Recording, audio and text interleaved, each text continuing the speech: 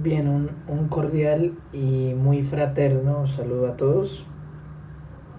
Actualmente me veo impelido a responder una pregunta que surgió del video de las razones de por qué la cristianísima es una sofista, que son varias y muy extensas, y es de una persona fiel oyente de nuestros audios, de nuestros videos, que su mismo nombre aparece en esta red que se llama Ángela Suárez. Cito su nombre en virtud a que ese mismo nombre aparece en uno de los comentarios, pero también de forma personal muy apreciada para mí. La estimada dama nos hace la siguiente pregunta. Insisto, el que crea propicio ver el otro video acerca de la sofista, le insto comedidamente a que lo haga a fin de que la interpretación sea mejor. Pero abro comillas. Apreciado hermano, exalto la sabiduría que providencialmente ha sido puesta en usted a través de la ilustración de la verdad y conocimiento, como usted bien menciona.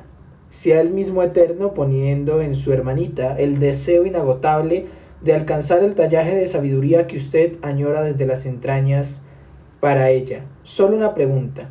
Apartando la soberbia como transgresión sofista, ¿Cristo es un sofista? Cierro comillas. Bien, es una pregunta muy interesante. Agradezco en primera medida que se realice en términos de la profundización de la doctrina, de la enseñanza filosófica, pero más aún y más excelentemente de la enseñanza teológica. Agradezco sobremanera que se vean tenidos por útiles estos mensajes que en primera medida pienso para mi hermanita Valeria, pero que si alguno considera que le sirven dentro de su edificación intelectual y espiritual, pues realmente considero que es una honra invaluable. Y comparto esa opinión. Ruego al Ser Eterno para que mi hermanita sea aquella ciudadana ideal, aquella ciudadana que pueda enseñar y educar a los otros ciudadanos en el camino de la virtud, en sí misma, pero siendo Dios el que le ayude en esa virtud por medio de su espíritu habitando en ella. Porque ni aun los filósofos que hablaron de la loable intención de la virtud en sí misma no pudieron ir más allá de lo natural, de la doctrina natural del hombre. Pero ahora vamos a responder esta pregunta. ¿Es Cristo un sofista? En primer lugar debemos considerar la figura de Cristo.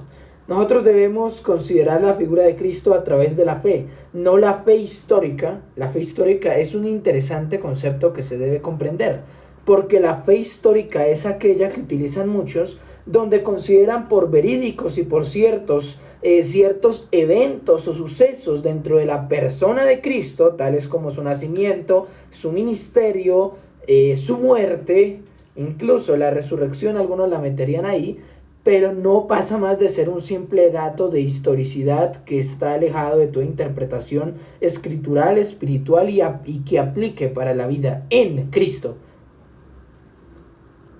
Y también hay que considerar a los sofistas. Supongo que esta pregunta está motivada por la misma interpretación que yo hago del término y que se lo aplico a mi hermana. No la soberbia sofista, muy buena pregunta formulada en ese sentido, la soberbia que caracterizó a Protágoras en su diálogo con Platón, con Sócrates, pero al fin y al cabo el escritor era Platón, sino que ese oficio loable de enseñanza por medio de la retórica, donde la retórica se convirtió en elemento fundamental del discurso. Incluso eso, aunque los sofistas en su periodo histórico hayan culminado, eso se terminó como enseñanza mucho después, porque incluso Agustín en el siglo IV, en el siglo III, me parece que en todo caso será algo para revisar, en el siglo III Agustín habla de sus clases de retórica. Pero bueno, eso como abrebocas de la situación que estamos viendo al presente. Y mi respuesta, ya que debe categorizarse en sí o en no, yo la categorizo como no. Cristo no es un sofista. Ni siquiera si nosotros consideramos el oficio más puro de la retórica y de la sofista, no es Cristo un sofista. No es.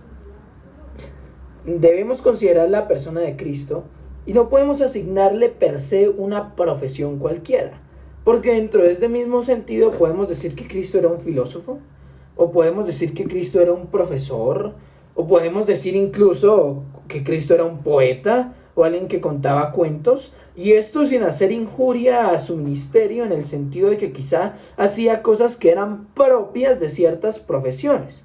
Incluso si analizamos el mismo periodo histórico, podemos darnos cuenta que las cosas que él hacía, como sentarse con publicanos, pues las pueden hacer muchos políticos. Entonces por eso estamos diciendo que Cristo era un político, porque muchos políticos van a las clases menos favorecidas de ciudadanos y les extienden la mano, claro, con cierto interés de un rédito, pero no, eso se debe tener por claro, de que no se puede categorizar a Cristo en determinada profesión, incluida la sofística. Otra cosa que da sustento a ese argumento: no es con razones meramente humanas, dice el apóstol Pablo, capítulo 2 de Corintios, la primera carta que manda, de la que tenemos registro, no es con palabras de humana sabiduría, sino que vine a predicar a Cristo. Estuve con mucho temor y temblor entre vosotros, y vine a predicar a Cristo y a este crucificado. Y ese a este crucificado no quiere decir como la odiosa doctrina papista de la crucifixión de Cristo cada misa, sacrificio, que es de hecho lo que significa, sino que quiere referirse a la divinidad del mismo Hijo de Dios. Entonces no es un sofista, no se puede asignar una profesión. Incluso Cristo dijo que no era su mensaje, pero no era el mensaje de Cristo en el mismo sentido de la sumisión que Cristo tenía ante la ley. Cristo le dice a Juan: es necesario que cumplamos toda justicia. La sujeción que tenía en su momento ante sus padres, siendo Dios, ante el oficio general de los gobernantes y aún ante el mismo Dios. Cuando Pilato le dice a Cristo: ¿no sabes que tengo autoridad para soltarte, o tengo otro tipo de autoridad para otro tipo de circunstancia para ti? Parafraseo el texto. Cristo le dice: ninguna autoridad tienes si no te es dada del cielo. Pero ahí incluso Cristo se sometió en su estado de humillación, que estado es distinto a condición en la teología y aún en la semántica lingüística. Pero Cristo se sometió incluso a un juicio de alguien que era pagano, de alguien que no era cristiano, que era Poncio Pilato. Y en ese mismo sentido, no se puede poner a Cristo como un sofista, cuando es bien conocido que la labor de Cristo en primera medida en su primera venida también, fue dar su vida, Mateo capítulo 1, en rescate de su pueblo, y Marcos 10:45.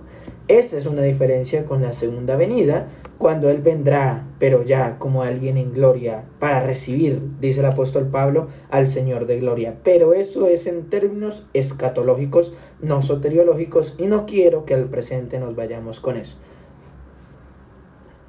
Ahora, analicemos un poco más de la persona de Cristo, a fin de que lo que enseñamos sea tenido por más profundo que simplemente responder que no. Y es que quisiera empezar con lo que dice Gabriel García Márquez en la historia de esta historia, en el relato del náufrago, en lo atinente a cuando narra el proceso en el que se desenvolvió este libro. Y él dice que los libros no son de quien los escribe, sino de la persona de la que hablan los libros. Asimismo, la escritura no es de los apóstoles, ni es de los profetas, ni es de los santos hombres, aunque ellos la hayan escrito, sino que la escritura es la que habla de Cristo.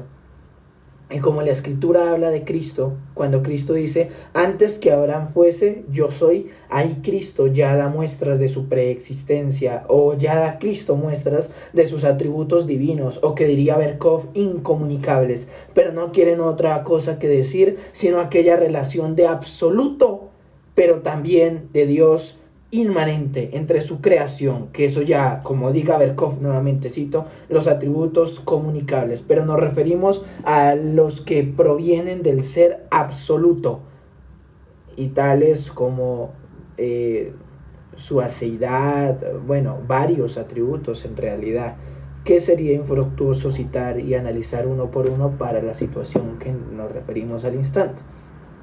La otra cosa muy importante para mencionar es que esta no es doctrina personal, sino que es precisamente lo que dice el apóstol Pablo en la carta a los colosenses, cuando le escribe a esa iglesia, claro, influenciada en gran manera por los gnósticos, cuando él habla de Cristo y dice que es la imagen del Dios invisible, el primogénito de toda creación.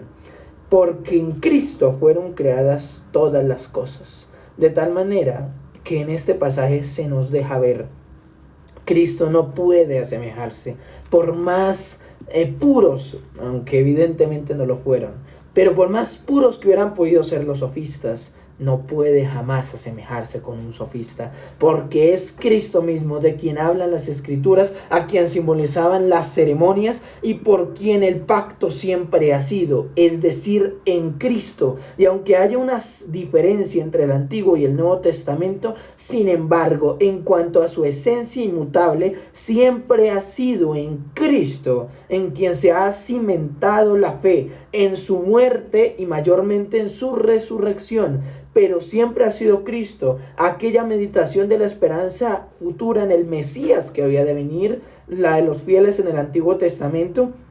Asimismo, aquel profeta que venía, aquel que venía como profeta, como rey, como sacerdote, pero asimismo aquel que vino, resucitó, ascendió a los cielos, si me permite la redundancia, estimado oyente, y de quien predican ahora los apóstoles y luego de los apóstoles los ministros ordenados por la misma iglesia, que es vedora, de tal manera que en la iglesia se debe predicar de Cristo, porque es de Cristo de donde nace todo este mensaje, y es en Cristo que es necesaria en nuestra vida, y es en la pureza, en la justicia, en la santidad de Cristo, tanto que el apóstol Pablo escribe para que lleguéis a la estatura del varón perfecto. Incluso el apóstol Pablo escribe en la carta a los Corintios, capítulo 5, versículo 21, segunda carta, al que no conoció pecado, está hablando de Cristo, por nosotros lo hizo pecado, para que nosotros fuésemos hechos justicia de Dios en él. O el apóstol Juan, en el libro de la Revelación, en el libro del Apocalipsis, habla de Cristo cuando dice Juan a las 7 iglesias que están en Asia, 1:4, gracia y paz a vosotros, del que es y que era y que ha de venir, y de los 7 espíritus, que significa en este lenguaje plenitud, el número 7, que están delante de su trono, y de Jesucristo, el testigo fiel, el primogénito de los muertos, y el soberano de los reyes de la tierra, al que nos amó y nos lavó de nuestros pecados con su sangre, y nos hizo reyes y sacerdotes para Dios su Padre. A él sea gloria e imperio por los siglos de los siglos. He aquí que viene con las nubes, y todo ojo le verá, y los que le traspasaron, y todos los linajes de la tierra harán lamentación por él. Yo soy el alfa y el omega, principio y fin, dice el Señor, el que es y que era y que ha de venir, el Todopoderoso. Así que, estimados oyentes, es necesario que tengamos también por inconcuso cuando dice, luego en el capítulo 3, versículo 14, cuando se presenta la iglesia de la Odisea, escriba al ángel de la iglesia en la Odisea, he aquí el amén, el testigo fiel y verdadero, el principio de la creación de Dios. Y cuando el mensaje es en Cristo, cuando la vida es en Cristo, cuando el orden general es en Cristo, ahí es donde realmente se está hablando de por quien se hizo de todas las cosas. E incluso era necesario que viniera aquel segundo Adán. Y por eso, dentro de la doctrina de Dios, no era posible que se encarnara ni el Padre ni el Espíritu Santo, sino que tenía que ser el mismo Hijo, quien se despojó a sí mismo.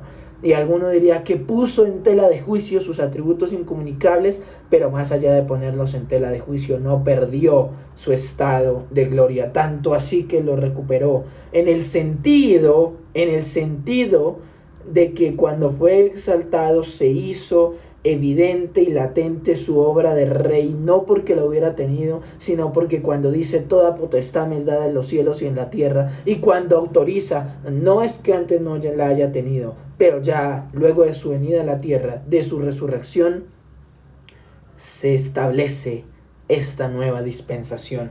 No porque no haya sido tenida en cuenta la dispensación anterior, sino porque se establece dentro de la iglesia un nuevo modelo. Ahí es cuando se aplica la venida del Espíritu Santo, tampoco porque no hubiera estado en el corazón de los creyentes ni en el gobierno general de la creación, por cuanto iríamos en contra de Salmos capítulo 51 y también iríamos en contra de Génesis capítulo 1.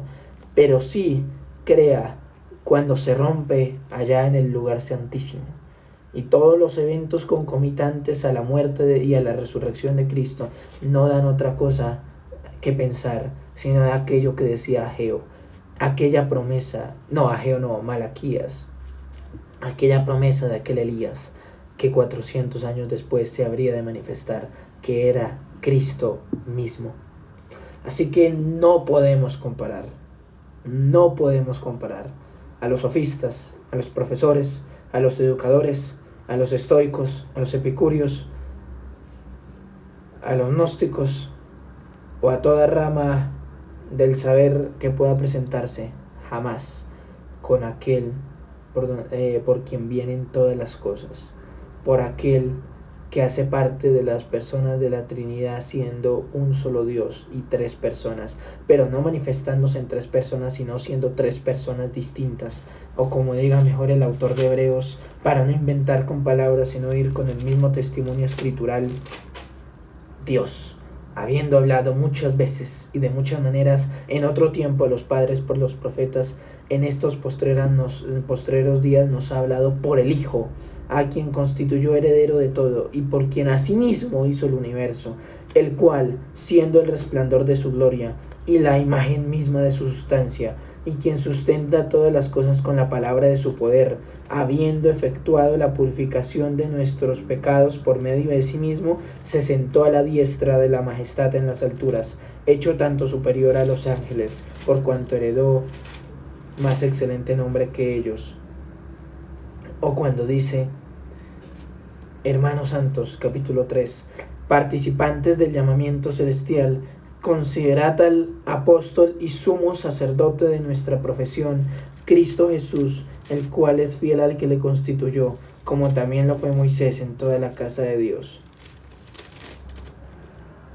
Dejando ya los rudimentos, capítulo 6, de la doctrina de Cristo, vamos adelante a la perfección, no echando otra vez el fundamento del arrepentimiento de obras muertas, de la fe en Dios, de la doctrina de bautismos, de la imposición de manos, de la resurrección de los muertos y del juicio eterno. Tanto así que el bautismo enseña que morimos con Cristo y asimismo vivimos una vida en Él.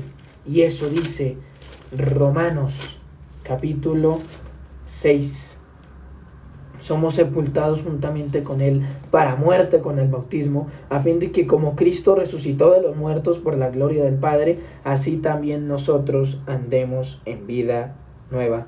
O como dice el versículo 8, y si morimos con Cristo, creemos que también viviremos con Él, sabiendo que en Cristo, habiendo resucitado de los muertos, ya no muere, la muerte no se enseñorea más de Él.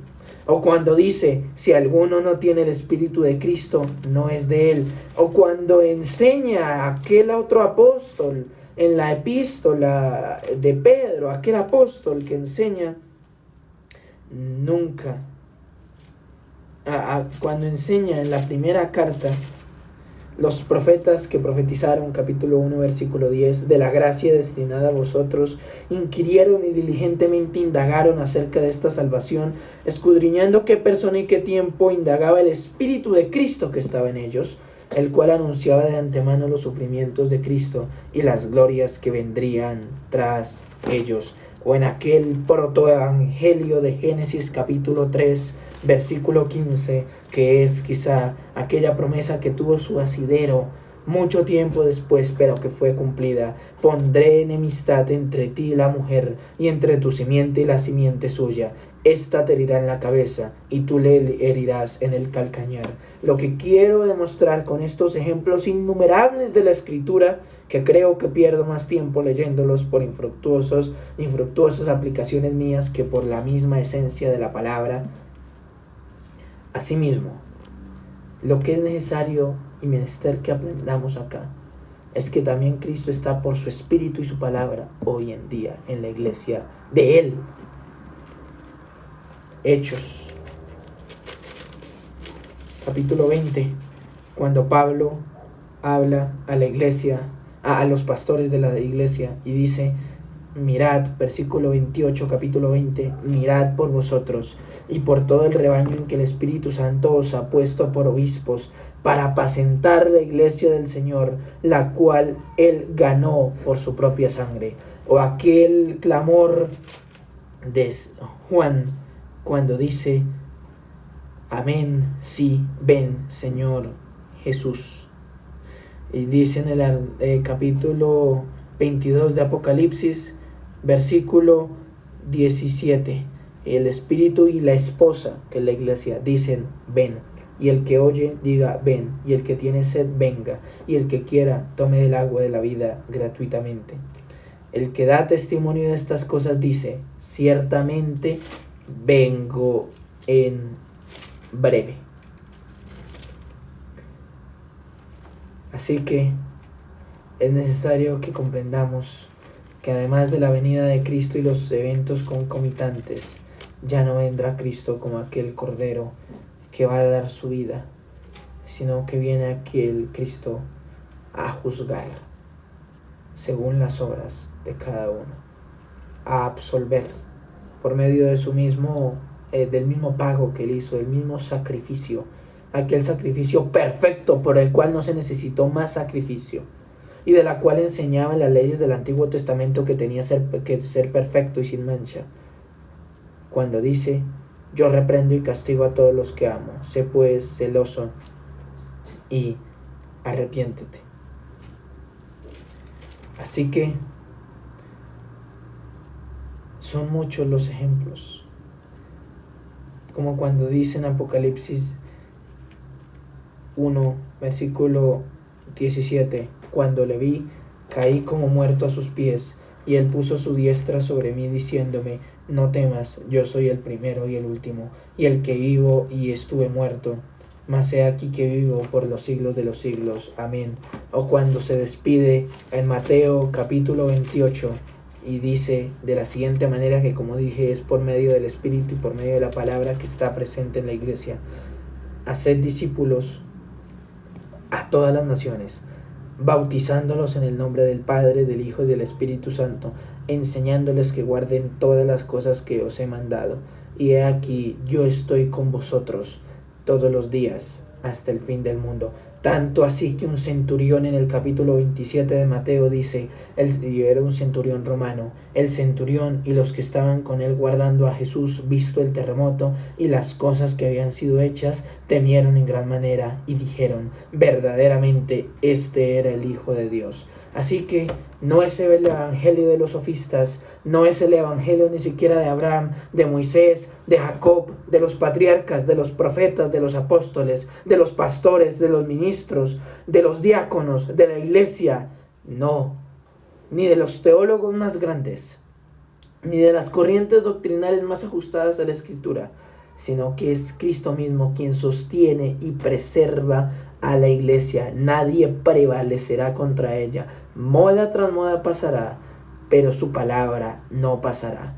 Así que queda claro que no solamente no es Cristo un sofista, sino es aquel por quien proviene todo, sino también que la participación que tienen los impíos de Cristo, en el sentido de que a ellos también viene el evangelio, en el sentido de la gran comisión de predicarles. Sin embargo, ha pagado Cristo y satisfizo la deuda ante Dios de aquellos que ya estaban en el plan eterno, en el decreto eterno, en la economía intratrinitaria, el pacto intratrinitario, o cualquier nombre que usted le quiera dar entre las relaciones o lo que se determinó respecto al oficio soteriológico de cada una de las personas de la Trinidad.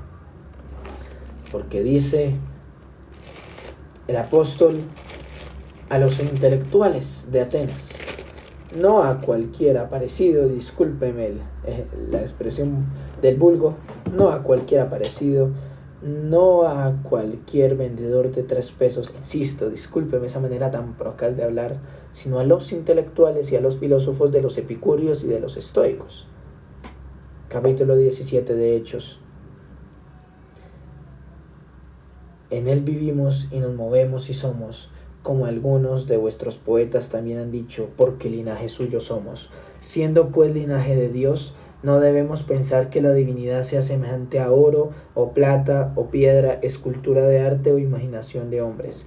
Pero Dios, habiendo pasado por alto los tiempos de esta ignorancia, ahora manda a todos los hombres en todo lugar que se arrepientan, y aquí viene Cristo, por cuanto ha establecido un día en el cual juzgará al mundo con justicia por aquel varón a quien designó, dando fe a todos con haberle levantado de los muertos. Es Cristo quien debe ser predicado, quien debe ser anunciado, y aunque nadie le anuncie ni le predique, lo cual es una distopía, pero eso no va a pasar, porque así como la iglesia y el mundo son mezclados muchas veces dentro de los que participan de las mercedes del evangelio sin ser creyentes, o los que dentro de los círculos de los réprobos son creyentes y no lo saben, pero van a ser llamados eficazmente por Dios. Sin embargo, la persona de Cristo, no solamente la histórica, sino la de la fe, aquella persona en quien se deposita la salvación misma, no debe ser comparada a un sofista, no debe ser semejante a un sofista que se esforzaba por las doctrinas naturales del hombre, que se esforzaba por la explicación racional, por la explicación argumentativa, muy loable. Es más, creo que las personas que más me han acercado a la labor de la argumentación retórica son los sofistas. Sin embargo, es Cristo quien debe ser predicado, es Cristo el que realmente sustentará a todos aquellos que le siguen, y es la promesa de Cristo la que queda. Protágoras, Gorgias y Critias están muertos, y los opositores de los sofistas como Sócrates, Platón y Aristóteles, se puede decir, también están muertos. Pero es Cristo el que vive, el que estuvo muerto y vive, pero vive y está en este momento como rey, pero no un rey pasivo. Está sentado a la diestra de Dios, que comprende uno de los puntos del estado de exaltación, pero que vendrá a juzgar al mundo en el nuevo siglo, en el siglo venidero. Estimada señora y muy apreciada Ángela, muchas gracias por la pregunta. A Valeria, gracias por tu atención, querida hermanita, y a la patria. Un abrazo.